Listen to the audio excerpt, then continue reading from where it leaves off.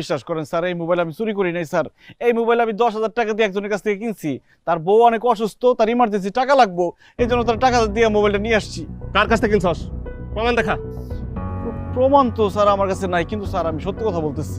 চুরি করার পর সবাই একই কথা বলে।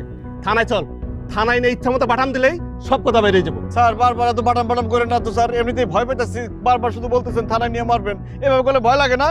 থানায় নিয়ে মারাই উচিত স্যার। আরে থানায় নিয়ে যান, নিয়ে ইচ্ছা মতো পিনান দেন, সব কিছুতে কোনো না কোনো ঝামেলা করে কোনো কাজ ঠিক মতো করতে পারে না স্যার। বউ তুমি এসব কি কইতেছো? আমি তোমার জন্য মোবাইল কিনে নিয়ে আসলাম, আর তুমি আমার পুলিশের হাতে তুলে দিতে চাও? তোমার তো শিক্ষা হয় নাই, পুলিশের মাইর খাইলে তোমার শিক্ষা হইব। তোমার কি দরকার ছিল কম টাকা দিয়ে ওই মোবাইলটা কিনা নিয়ে আসার? এই নাটক বন্ধ কর। থানায় নিয়ে যাইয়া ইচ্ছা মতো মার দিলে পরে সব নাটক বন্ধ হয়ে যাবে। স্যার আপনি তো আবার ভয় দেখাইতেছেন স্যার। স্যার বিশ্বাস করেন স্যার, আমি মোবাইলটা চুরি করি না, আমি মোবাইলটা কিনছি স্যার। স্যার প্রমাণ আছে স্যার, প্রমাণ আছে, আমি যে কিনছি।